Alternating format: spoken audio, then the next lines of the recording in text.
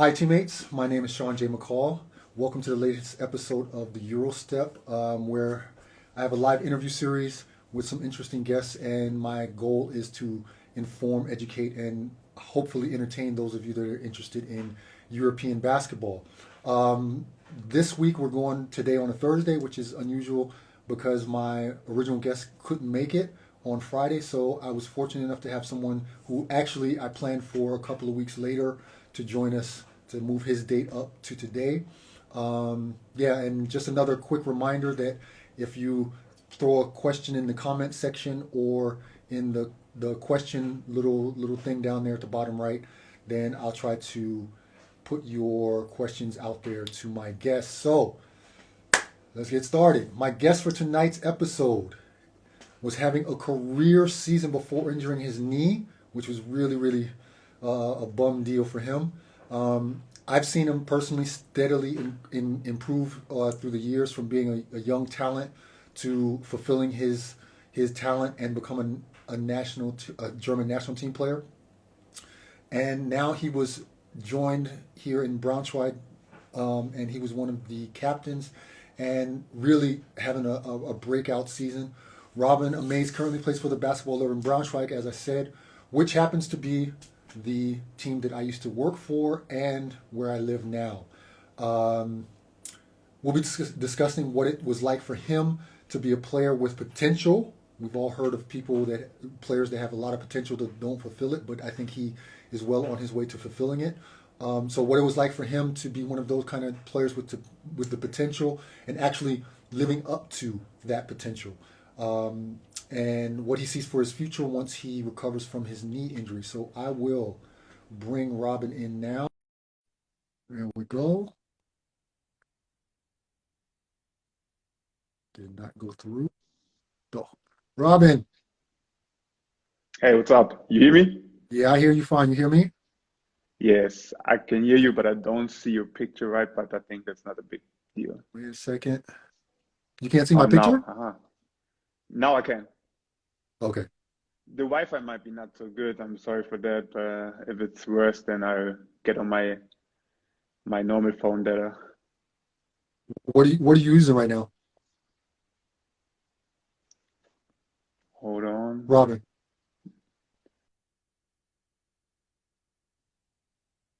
What are you using right now, Robin? Oh, the Wi-Fi looks like it's messed up. Yeah, it's turning circles. Hi, everyone that just joined. We're having a little bit of problem with Robin's Wi-Fi. Hi, Benedict. Hi, Taylin. How you guys doing? Dominique. There you go. I see you now. Robin, you hear me? Robin, can you hear me?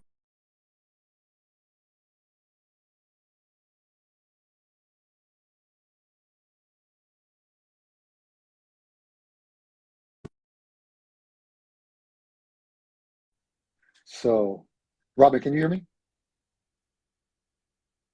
Hmm. Okay, he left. Try it again. So for everybody that's just joining, we're having a little bit of problems with the Wi-Fi by Robin. So I guess he's going to try to come back in again. And just to let everyone know, please, if you have a question, go to the comment section down here or the little thing down there with the question mark. And if you throw a question in there, I will try to get your question out to Robin as soon as he is able to come back or sometime during the interview. Let's see, where's he at? Let me see if I can add him again. See how it is for professionals? Wi-Fi doesn't even work. Normal people. Okay, he's back. Let's see if he can get in here. Where's he at? There we go. Does it work? There we Do you hear me? gotcha. Oh man, I'm sorry. Hey, Get, this is, ah, what you got some shaky Wi-Fi over there, huh? yeah, I got shaky Wi-Fi. I got no LTE over here. I'm not at home. I'm Oh, sorry, but I would. I think it works now. So Okay, cool. Let's get started, man. Thank you for coming on tonight. Thank you for moving your interview up a couple of weeks. I mean, we already had it thanks for planned, having but me. thanks for moving it up and helping me out when I had a cancellation. So let's get started. As at the beginning, I always like to say how I met my guests, and it's funny because actually we go back way back, and I don't even know if you remember, but when you were playing in the NBBL, I was in Bayreuth coaching in the NBL and NBBL, and we played against you guys. And I remember. I think I might have told you this before. I actually remember in the scouting report when we played against you, I wrote in there something like he doesn't like physical play. So anytime he's away from the ball, like hit him. Yeah. You told me that in Braunschweig. I remember. So we kind of gone way back, and then of course when you were here, when you left Gießen and you came here and playing for the Pro B team and practicing with the pros. So I was assistant coach there in the Pro B, so we had some time together as well, and yeah, that's how we met, and it's crazy to see the development that you put on, and really come from that guy who was a 20-year-old talent that was practicing with the first team, playing with the Pro B, and developed into a guy who moved to a big club, played EuroLeague, and then came back to Braunschweig and had a really great season before your injury. I mean, it's crazy. Um, Appreciate it. Yeah. it's impressive, really. So this is how the interview will go. I'll talk a little bit about your athletic career a little bit, and then go into the personal side behind the athlete, what everybody would like to know. Feel comfortable with sharing what you like, and there's no time limit on your answers or anything like that. Just take it like a casual conversation, and we'll go from there. That's good. That's good to know because I might need some time to say everything in English. Oh, don't worry about it, man. Don't worry about it. So, where and how did your love for basketball begin back in the day? Oh, very early. So I started playing basketball when I was 6 years old. Um, Okay. I tried like every other kid first soccer. Soccer wasn't for me. So I think What like position I were you in soccer? Where did they have you at soccer in the beginning? no, there was not even a position. I was there for one practice and that's it. I was on the sideline. I just watched them kicking the ball. I was like, no, I'm not coming here again. So I was like I would say like a hyperactive kid. Yeah, Yeah. like I wanted to do stuff, wanted to be outside. Back then, I didn't have too many friends. We moved a lot when I was younger. So then my mom was looking for a sport, like where can I join? And then there was like a newspaper article that they looking for young basketball players who wants to join them. So I went there to practice. At this time, I think everybody was already like 11, 12 years old. Mhm. So I was six. I was the youngest, way younger than them. Couldn't even reach the basket, but just to be there and try to put the ball up, dribble the ball. The first day, I fell in love. I was like, I want to come here Mhm. again. And my mom was Mhm. asking, like, "Are you sure? You're like every kid is older than you. Like, you sure you want to come again?" I was like, "Yes, I want to come for sure." And from that, it began. So you pretty much grew up in Gießen, and which also has a first league team, by the way. And so how was it? Because you played through their youth, you came up through their youth teams in Gießen. Yes. Was it for you Mhm. like that, like an LA kid that wants to play for the Lakers? Were you like you wanted to play for Gießen when you got older? To be honest, not at all. Like, I think when I Mhm. was younger, like 10 years, I'm like, of course, every kid has like a dream, like, oh yeah, being a basketball player would be so nice. But as older I got, like 14, 16, it was not even like a dream. Like, I never imagined that I could make it ever in the Bundesliga and play basketball. Like for Mhm. me, I was like a fan. I was standing right where the fans, where the drum set, cheering for Gießen, but I was never like, oh yeah, I'm gonna play there one day. That was not never my thought. I Mhm. Mhm. it came way later. For me, it was all fun. When did it hit you like, hey, I'm actually pretty good at this? Actually, I think my last MBBL year. Mhm. So I have to 18 be I years had to old, be 19, 18, 19. 18, Yes. 19. Yeah, we the story was we had to win against Frankfurt, I think was this at the time to make playoffs, and we lost Mm-hmm. the game. I missed a couple shots at the end, and I was down. Like I was tearing on the bench. I was like, damn, we lost the game. We don't make playoffs. Mm-hmm. And back then, my coach came to me, clapped me on the shoulder, and was like, hey, don't worry. Like you don't even realize how good you are, and trust me, I will make you a pro. And this was like the day when I was like, damn, like if he say that and if I believe in it, maybe I can Right. really make it. And from that on, I think we had like a couple more games. I practiced the whole summer.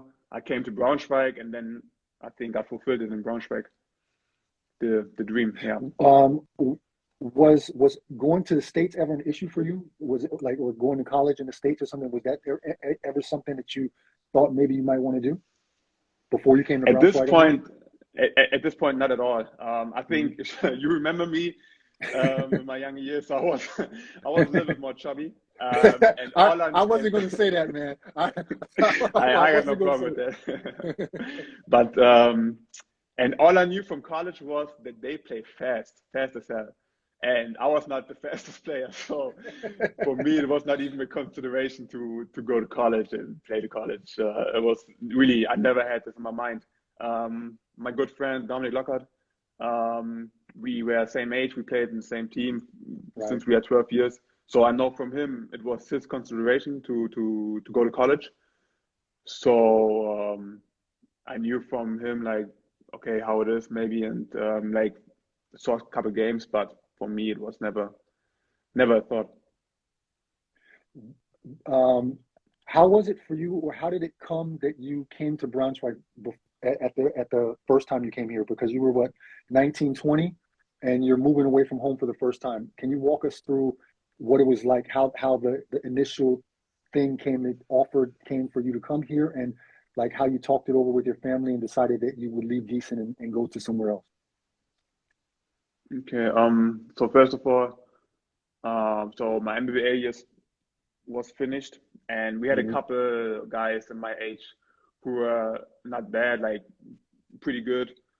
And I think it was five guys, so me and four other guys. We drove up to Braunschweig to a how you call it, test practice. Tryout? My coach, Yeah. my coach, tryout, yes, tryout. My bad, yeah, tryout. So my old coach, he made this up. I don't know. He knew Livio from past years. I don't know exactly where they knew each other, Everybody but knows Liviu. kind of, yes, exactly. So he told him like, hey, I got a couple guys, like they are not bad. Would you like to see them? And he was like, of course, just come to a tryout practice. So we drove there, five people. At the end of the practice, he was like, you, and you. I would like you to come. I think we can make something. You have talent. Yeah, I was one of them. And for me, at this time, I finished school. I had to do like we call it in Germany a freies soziales Jahr, a free social year, Yeah, like yeah, working somewhere yeah. to get your last degree. And for me, it didn't matter where I do it, if I do it in Gießen or if I do it in another city. Hmm. So it was, I think, a perfect timing for me personally.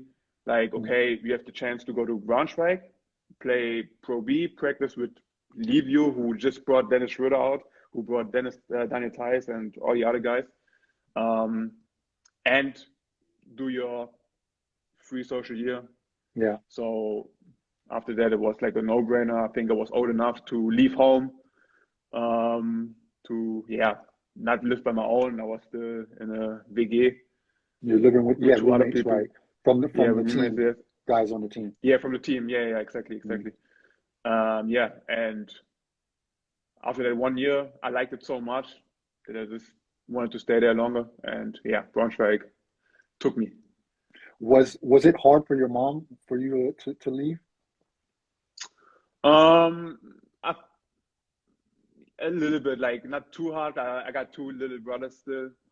She had enough, I wouldn't say problems, but enough Enough on her hands. enough on our hands, exactly, with my two brothers. They were at this time much younger. So, of course, I wasn't there to help. There was like maybe a big deal because Mm-hmm. at this point I could help my mom with like bringing Right, my kids to wherever to practice to school. right. So of course I think they missed that, but at the end I think she was more happy than sad that I left. So the first years in Braunschweig, you were a double licensed player. For those of you that don't understand what that means that basically Robin or young players, they go to a team where there's a professional team in the Bundesliga, and they practice with them and play on a lower division team. In this case, with Robin, it was the Pro B, where they are given more responsibility. They play a lot, but they practice a lot with the first team, with the pro team. So that meant a lot of practice, going from the pros to Pro B practice, things like that. Um, was it difficult for you, especially the first months, with that change? So you went from almost overnight from being a kid, or playing in the NBVL, which is a great league for young players here in Germany, but then you went right away, boom, you're practicing 2 or 3 times a day. You're living by yourself, or in a situation where you have roommates from the team. Um, was it difficult for you in the very beginning to adjust to like that? You're basically a pro. Yeah, very difficult because I don't know if you remember my NBBL time in Gießen. Our first team went bankrupt, Right, and right. they basically sold all our foreigners. The only Mhm. foreigner who stayed was oh, damn, I forgot his name. Um, the center, Hugo. So whatever, he was the only guy who stayed. Mhm. So at the end, it was all Germans. We got like dropped 6 places down, lost our points, and they had to fulfill the roster with young guys. Right. So I was one of the young guys, and we lost like, and I'm not overextending or something, like we lost almost every game by 80 points. But but the good thing was we could play, so Right. it didn't matter. Like he just dropped us on the court. We could like smell the first league a little bit. We Mhm. could just play You could however make we wanted, mistakes. make mistakes exactly. And yeah, at the end we lost anyway. We didn't won one game at this point when we went bankrupt.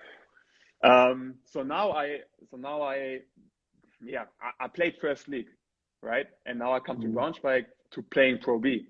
And in my Mhm. head, I'm like, okay, like Pro B, two leagues down, shouldn't be that a big deal. So I came to Braunschweig, practiced with the first league, and it was like a totally different system and league and everything. Like Right. before that, it was like Faster. faster. Like it didn't matter. Like we didn't. I remember in Gießen, we played soccer in practice. Like this was like this was and I come to Braunschweig and I have to learn like 10 systems in 2 days. Mhm. Everybody is faster. Everybody wants to score on you. So I really had a big problem and Adjustment. a huge adjustment to do Mhm. to to get ready to practice with them. And then this the same thing is for playing Pro B. Like it wasn't easy Right. for me to play Pro B. Like there was Right. so many other guys my age or a little bit older. They had the same dream than me. They wanted to come up to the first league, and they already knew like what it means to play in this league and to practice every day. Right. For me, this was everything. Everything was new, so I really had to adjust. And Right. I would say it took me at least a half a year to adjust. Mhm. To everything, the speed, Everything, the everything. Like practice, the even the mentality. Like I was, Mhm. for me, like I said before, like I started basketball playing for fun. It still makes fun for sure, but Yeah. this competitiveness, even in practices, came late with me. Do you think by playing with the Pro B team and practicing with the pros, how do you think that helped your development? Do you think that was a good thing, for you at that Yes. time, or would you say you needed it, but it could have been different? No. I wouldn't change anything. Mm-hmm. In my opinion, like I think even in still in this year, like young players, I think it's a nice move to have like a Pro B to like really play to Right. everything you practice with the first league or whatever. Everything you practice, I think you can really try to make it in the game in the Pro B. And as soon as this happens, as soon as this works, I think you can try that next step to like do your moves, shoot your shots, maybe Mm-hmm. first in practice in the first league, and then maybe one day in games. Like for me, I was always scoring minded. So Right. at the when I start scoring in the Pro B, different ways, whatever, I start. I had confidence to go to first league practice and try the same thing because Right. if you have confidence and you believe in yourself, every shot is easier. I got our first viewer question. It's not really a question, but I see our guy Bogey writing in here, saying that you like to eat Haribos back then. Hey, he's so lucky. I can't see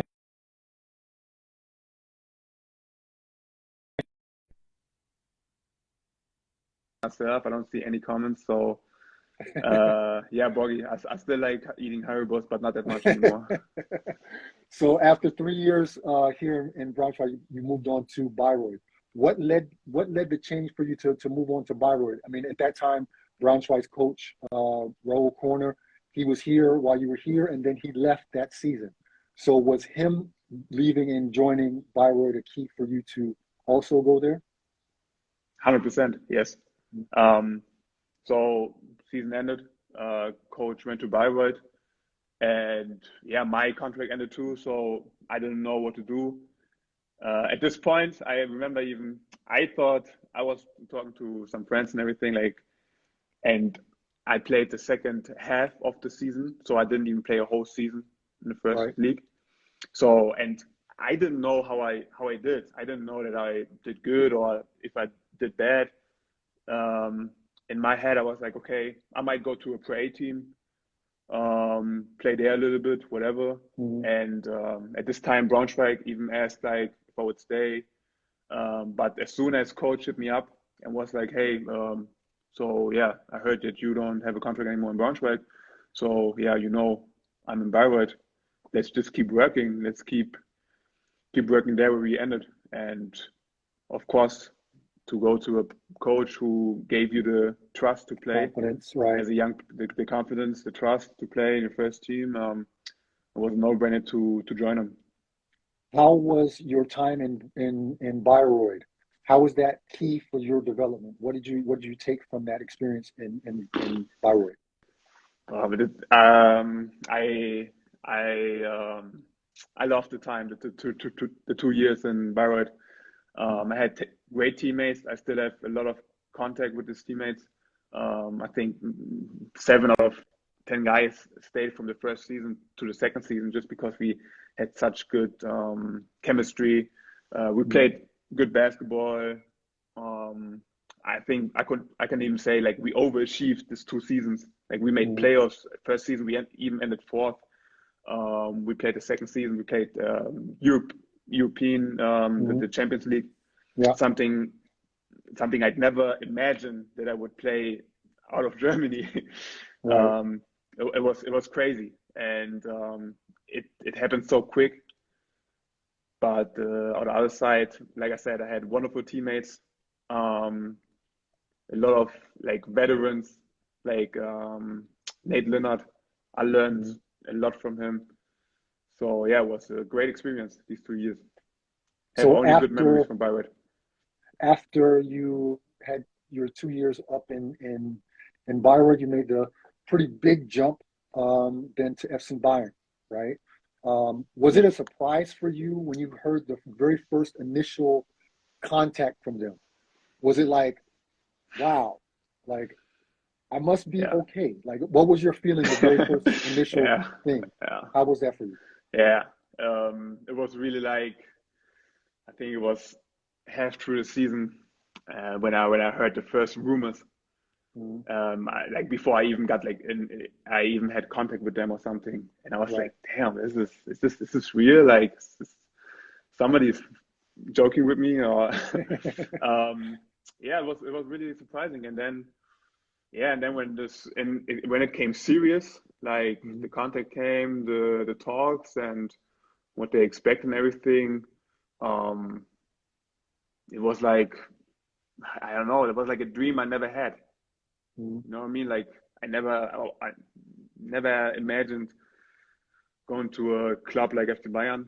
And I'm talking about like a whole club, like right, like not Right. only basketball. I mean, like this, Right. it's really it's a whole family, Right. and yeah, it was amazing. And yeah, like I said before, after the Braunschweig years, like a no-brainer. You know, when somebody like FC Bayern is calling you and wants you to come to their club, Mhm. um, you don't think really twice. Like it's Right. I mean, that's the good thing about you because you're very humble. You're very humble, mm, and even as the accolades came this year, I hit you up a couple of times, and you were always real like cool and humble about your success, and that's a really good trait, man. Don't lose that. So thank you. Yeah, I try. after your first season where you won the title with FC Bayern, you get loaned to EWE Baskets Oldenburg. I've actually never talked to someone who was put on loan to another team, actually. So I don't even know what that process is like. Was that something that happened above your head? Did they decide that for Mm. you, like, hey, you're going, or was it a thing where it was like, okay, maybe you'll get more playing time there? Uh, this could be an option. Was it kind of forced on you, or were you kind of like bored from the beginning? Yeah, first of all, definitely not forced. It Mm-hmm. was, yeah, I mean, I had a rough year in Mm-hmm. Bayern. Couldn't get along with the coach. Communication was difficult with him. And at the top, I had a half bad injury in March that cost me like 2 months. I came back, I think, semifinals, and of course didn't play a role anymore.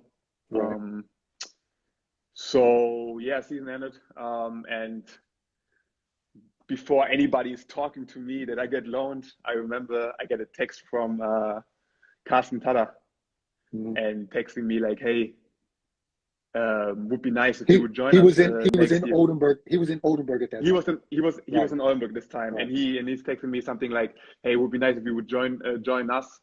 I think we could really have like a really good team, especially when you come." And I was like, "What do you mean? I have a 3-year contract with them. I'm not going nowhere."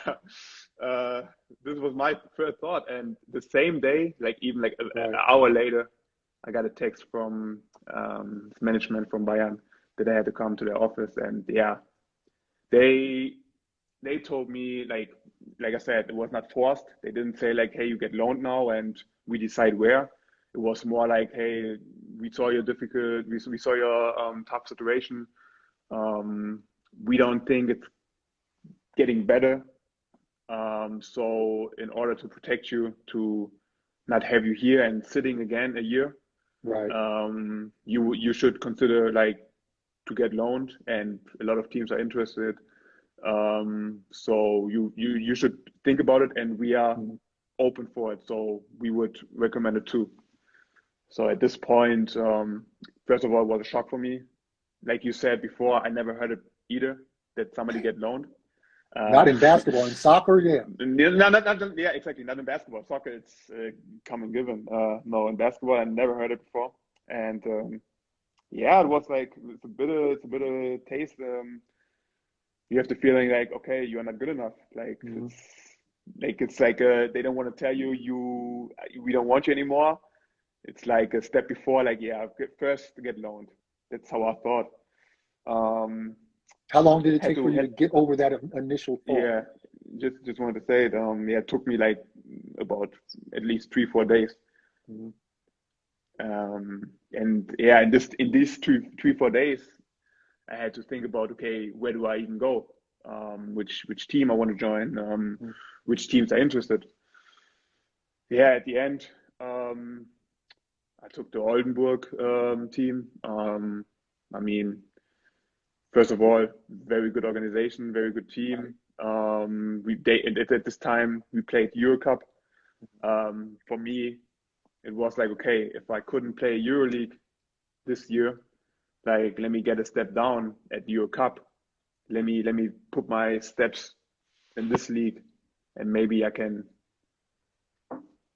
start from there, and then Mhm. hopefully coming back to Bayern and playing EuroLeague again. So this was my thought, and yeah, I don't regret my decision at all. You had a Was a solid was year. a Yes, very solid year until Corona came. Yeah, and was funny, good teammates. Like I said before, we had a very good team. Of course, with the legend Ricky Pauling. Yeah, another guy I could learn a lot. Right. Yeah, it was a great year. So so then you go back to Bayern after your year in Oldenburg. Was it kind of like a feeling like, oh, now I'm good enough?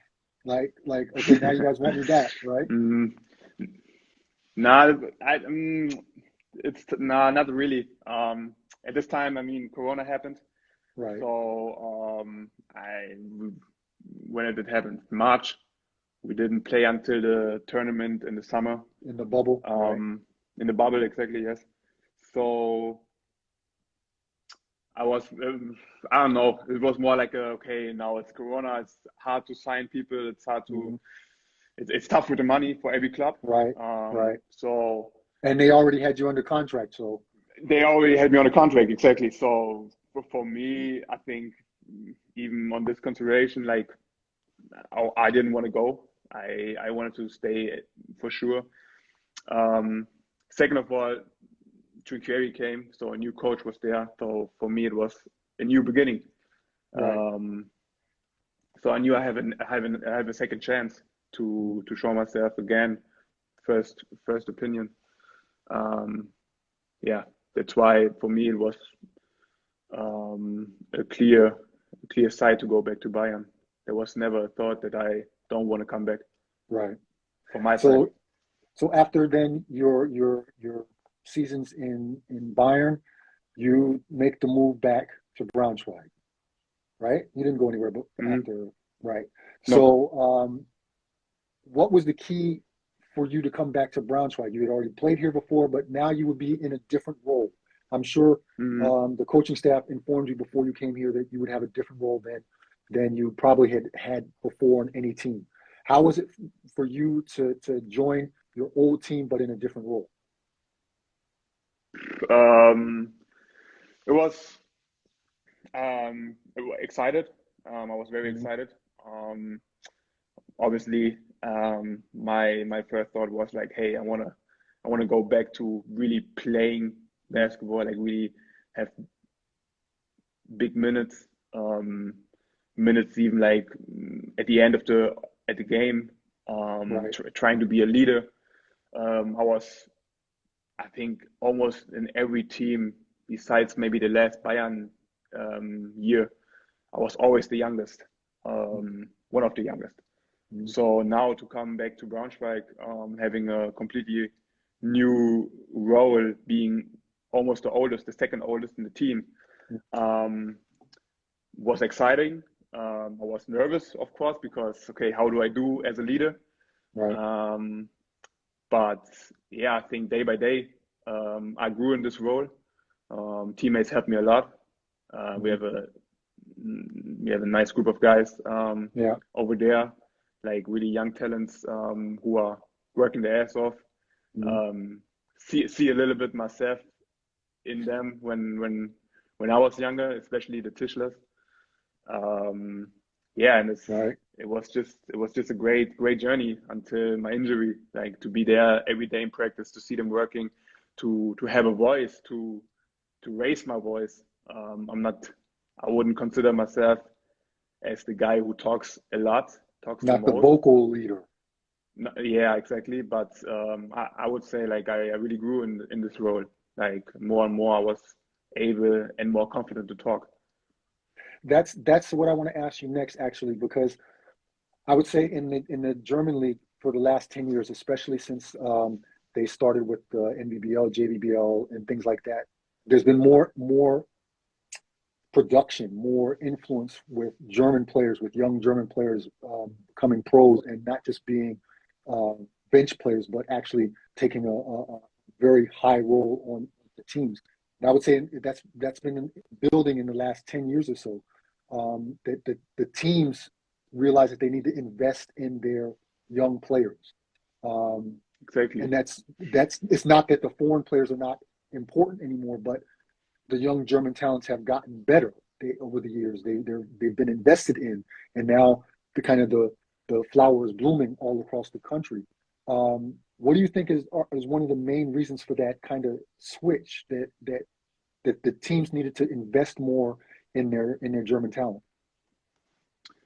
I think if you see successful teams, you can see at their roster, and I think you have at least 10 players who can really like you can put any time on the court, Mm-hmm. and they produce and they have a role, they have a clear role, and obviously they can play good basketball.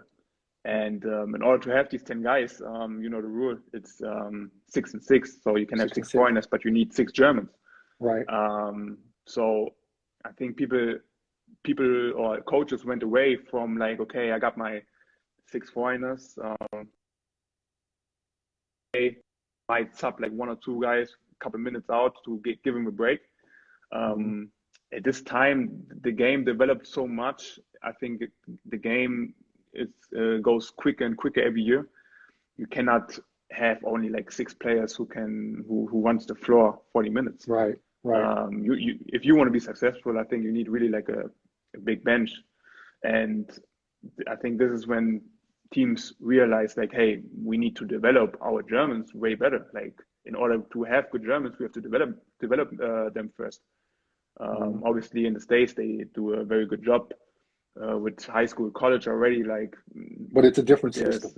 there's of course it's a whole different system. It's I think even a whole different mentality. It's of course a whole Right. different love for the game. But I think like really teams that, like you said, 10 years from now on, like they started to really put money too into the development for young players, and to especially not lose them. You know, a lot of players Right. who start young, whatever, they lose the love for the game just Mm-hmm. because nobody Because was maybe they're not like, playing, nobody's pushing them, nobody's developing yes, them. nobody cares about them, like, Mm-hmm. and nobody gives them the next step. Mm-hmm. So I think every club, like especially Germany, they did a very good job in the last 10 years, and I'm pretty sure Um, it's getting better even. yeah, I think so too. So before, of course, before your injury, you were having a really breakout season. Your numbers were across the board, um, career highs across the board for you. Um, did you feel that teams were now keying in on you and like changing their defensive strategies towards you? And I mean, that's a sign of respect, right? So Yeah.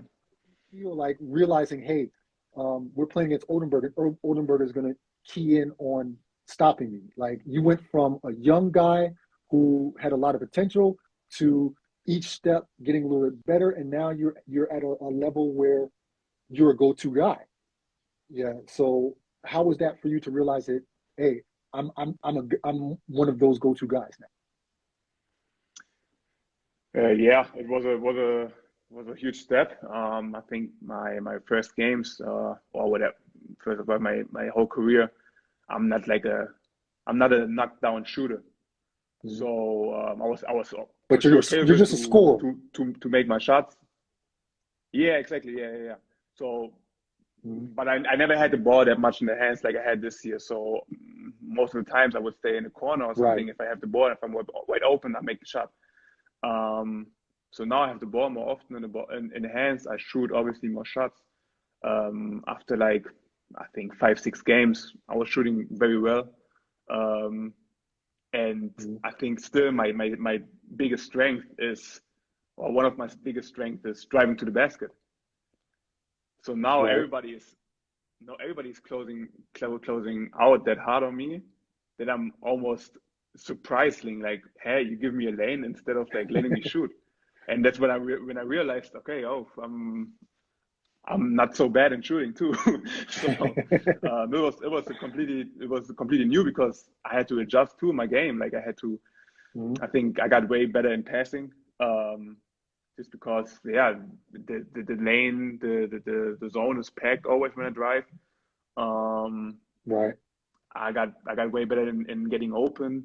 Like you said, when you are one of the go-to guys in your team, like of course they try not even to let you receive the ball. Get the ball. Right. So yes, so it was a adjusting new experience, a funny experience. Like I Mhm. like the challenge, you know what I mean? Like, hey, Right. okay, you want to guard me? Like, nice. That's good. That helps me. That makes me better. Good. So we mentioned earlier that you injured your knee. How's the therapy going? Um, so far so good. Um, Mhm. I on my first day, no, my second day at rehab in Hamburg. So my first day was today, having like workouts with my injury leg. Mhm. Before that, I had 6 weeks, more or less just laying on the couch or on the bed, raising my leg up.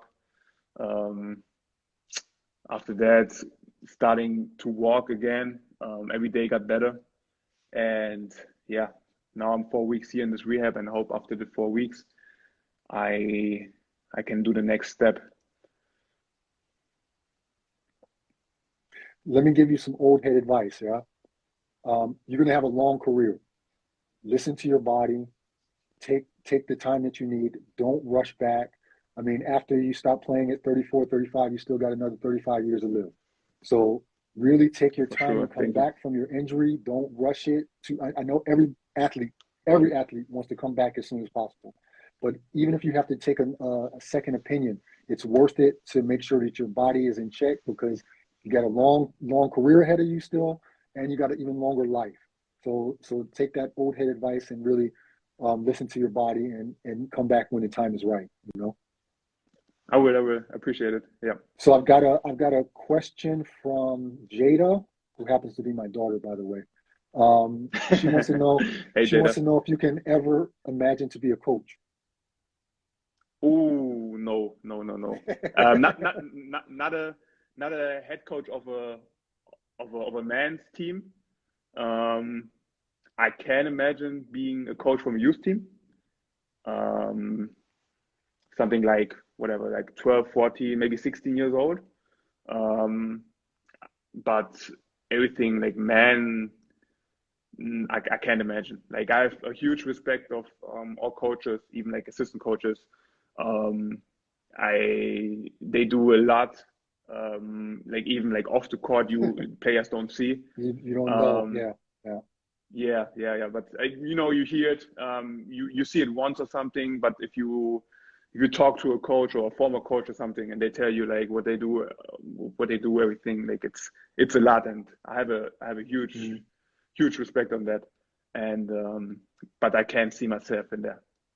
I can't see myself cutting videos and no, no, no. This is I can't do that. Hey, even as a youth coach, you got to cut videos. I was cutting videos Oh at no, the end of the deal. It's they crazy. don't need to see videos. So, I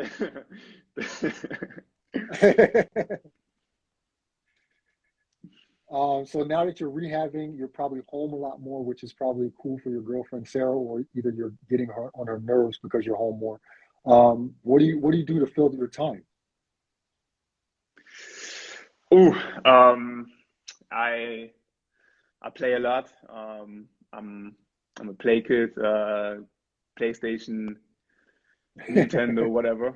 Yeah, I love to play, and but I start to read too. I started Mm, reading before already, but obviously now when I have more time, I really start reading more. I got even a book from my coach that I have to finish here at this rehab. I got a couple thrillers that I will read. Like I said, I have now a lot of time, especially here in this rehab. And yeah, I will. How long are you going to be there at the rehab center? 4 weeks. 4 weeks? Yes.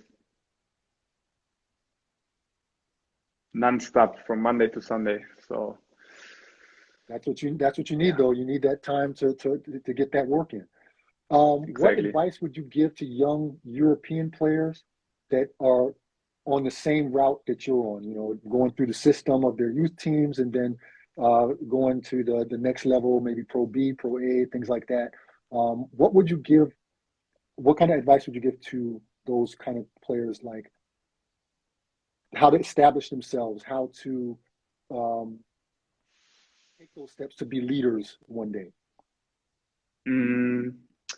I think the most important is obviously what everybody is saying, like keep working. Talent enough is not enough. It's not enough. And what I see in a lot of young players, especially in Germany or something, they have. Sometimes it takes them, or it takes a long time till they get their first chance. And until that point, if the chance comes, like a couple guys, I see it maybe sometimes when I watch a game or I'm even in the gym or something. I see they are not ready, and I know that feeling. You might practice for a half a year and not getting any playing time, so you are tired. Like you're asking yourself, like, why do I practice even? Like, for what? I just practice for myself. I don't even get the chance. But then that point comes when you have to be ready, and you have only like one chance. And if you are at this point not ready because the last month your thought was like, hey, doesn't matter what I do, how often I practice, I'm not getting the chance anyway. You probably missed it already. Yeah. So for sure, you have to keep working and be ready for any chance. Like, don't give up. Be self-confident. And when the chance comes, be ready. Yeah, I really respect that, because I mean, just because you're a talented youth doesn't mean you're going to be a talented pro, and you just got to keep working and be ready for that chance, like you said. And when that chance comes, you better be ready to perform, because it might not come again for another couple of months. Exactly. So, yes, 100%. All right, so now we got overtime, where I'll ask you some pretty quick answer kind of questions, pretty fun questions. So let's get started with that. Name your all-time NBA starting five. Position doesn't matter. Oh. Position doesn't matter. Okay, first of all, Kobe Bryant. Position doesn't matter. Yeah. 1. Kobe Bryant, Michael Jordan. 2. LeBron James, Steph Curry. 3. 4. I mean, I have to go for my generation, Kevin Durant. Remember with KD? Yes. Okay, that's some power. That's some firepower. What current NBA player would you compare your game to? Oh. I don't watch too much NBA. I just watch some highlights. Right. Compare myself to NBA players. It's tough. I would, you know what? I just say Kobe. Rest in peace. It was my favorite player. If I want to play like somebody, I want to play like Kobe. And even though I know I don't play like Kobe, but I just say Kobe now. Okay. Who's the best player you faced in the Bundesliga? Somebody that you guarded, and after that first time playing against him, you were like, damn, that dude is good. I'm going to say Ricky. I'm going to say Ricky Paulding. The legend. Did he put it on you the first time you guys played? I don't remember anybody putting numbers on me, to be honest. Okay. hey, I got pretty good in defense, so I take this. I take that pride. But obviously, Ricky was very hard to guard. Somebody who can shoot from any position, very quick. We had against them my first year in Bayreuth. This was pretty intense for me. Okay. I got a viewer question from Nasserman. If you got the chance tomorrow to go to the NBA, what team would you play for? Lakers. Favorite team, right? Because of Kobe. But yeah. What European player would you pay to see live, man or woman? And I don't mean like they have to be a European player. I mean it could be like Mike James in France or something like that. What player that's playing currently in Europe would you pay money to go see? Okay. First of all, I was pretty lucky to play 2 years in EuroLeague. Yeah. So I had you the got to chance see it up close and personal. To see it up close and in person, like I said. But guys like Mike James or Micic, this is something you could see every day. Like I could watch them play basketball really every other day, just because they have the way they see the basketball court, the way they put themselves in a position to shoot the ball or whatever. It's amazing. It's incredible.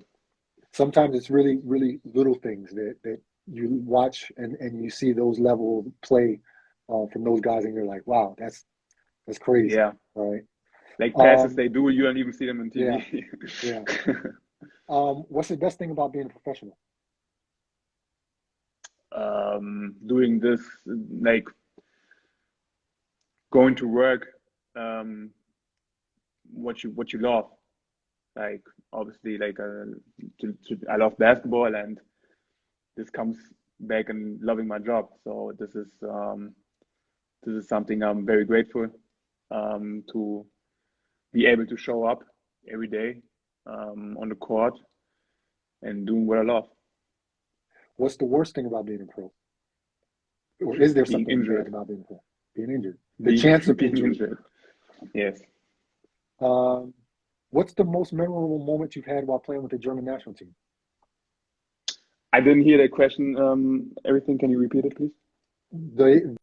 Your most memorable moment playing with the German national team. I think the first invite came for me surprisingly, just the first time being there in practice and sitting on the bench, singing their national anthem, and like being a part of this was incredible. So, speaking of the German national team, since we're in Germany, reden wir ein bisschen Deutsch, ja? Oh ja, gerne, sehr gerne. Und wer das nicht verstehen kann, dann haben sie einfach Pech, oder? Ich glaube, die letzten paar Minuten so auf Deutsch schadet nicht. So. No, I can't do that. So, but I will ask you one more. I will ask you a question in German. Wenn ich nach Gießen fahre, was sollte ich unbedingt sehen oder wo sollte ich unbedingt essen? Oh, unbedingt essen, ein Döner-Dreieck. Döner-Dreieck und du kannst eigentlich jeden Döner aussuchen, der da ist egal, er ist gut. Es gibt keinen besseren Döner. So for those of you that didn't understand, I asked him in German, of course, where he's from in Gießen, where should I go eat? What should I see, or what should I eat? So he gave me a tip. So I got that. I'll check that out the next time I'm in Gießen. A couple more questions, and then we'll wrap it up. How do you get over a loss?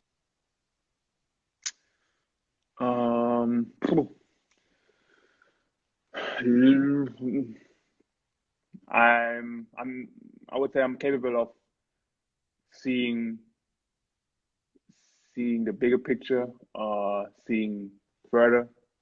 So seeing the next game. Don't try to look that much in the past. Obviously, right after the game, it's tough, right. But as soon as I step out of the gym and when I'm at home with my girlfriend, with family, whatever, friends, like I try to not mention it, to not talk about it, like to get my head free. Right. That's good. Do you have a game day superstition? Like something you have to do on a game day? No, not Or really. eat or something like that? Oh yeah, I I when I'm at home, I like to eat my spaghetti bolognese. Mhm. Um, I would even do it on road games, but Sometimes you don't have a choice.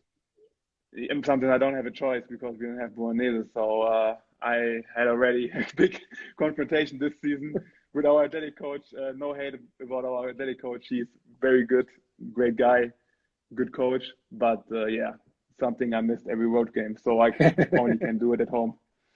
Okay. And last one, what's your goal when you come back from your injury? To go or to start there where I ended. Mhm. Like I said, I had a very good start, a very good season, and that's what I want to continue.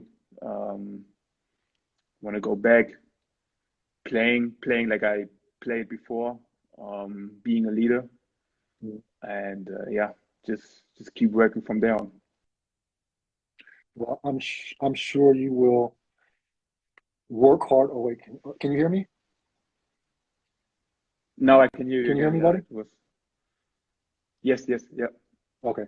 So I was going to say, I'm sure you're working hard on your rehab and you'll be back on the court when the time is right, and you'll do a good job of and get back to where you were. I mean, you're a humble guy. I know exactly how hard you work. Oh, speaking of which, one thing that I noticed over the couple of years since you were playing here before, you've gotten really better defensively, and one of those reasons is your balance is way better. I just wanted Hey, to. I wanted to tell you that. So I almost forgot it. I still remember when we had like an individual practice, and you was our coach. Libby was not there at this time. We did a one-on-one drill. I don't know who was there, but I know you did a one-on-one drill. I was on defense, and for the guys who doesn't know, I was very bad in defense back then. And I still don't forget what you said to me. You said to me I was too much on my heels every time. And as soon as you said it, I was like trying, like, what do you mean? Like, I have to be on my heels, right? Like, how should I play defense when I'm not on my heel? When I can't play defense on my toes. That's what I thought when I was younger. And I still remember what you said to me. And yeah, since that, I got way better in defense. To not even say like, I think pretty good in defense right now. It's funny because actually I remember that exact conversation, and I think I even told you right then, if you get your balance right for defense, you're a EuroLeague player for sure. Yep, yep. I Okay, that remember had this. nothing I to do really with like me that you became a EuroLeague player. I would like to pat myself on the back, but I know that's not true. It's a tribute to how hard you work, but that was exactly the what I saw in you, that talent that I saw in you, and that probably a lot of people in Germany saw in you. That once you establish yourself, that you can be a player on a very very high level, and that's what you've proven. And I wish you all the best in your rehab, man. I'll let you get out of here.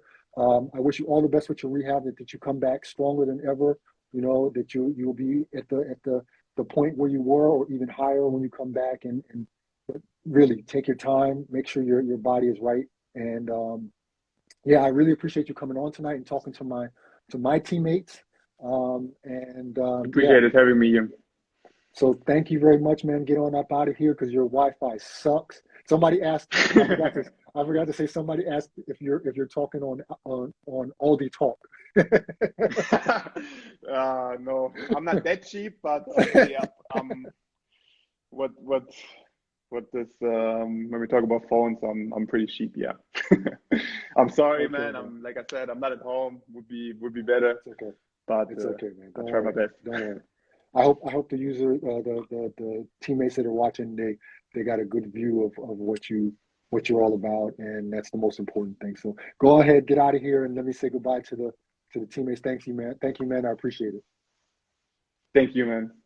See you. So, teammates, that's it. Thank you for watching. I hope you got some insight into my guest's profession and also some of the human side of Robin tonight, especially coming back from injury, what he had to do to rise from the ranks of youth basketball to the level that he is right now. And I think that's the most important thing to show um, how these players battle back from injuries or how they become the young talent to a leader. And that's what Robin has done over the course of the last years.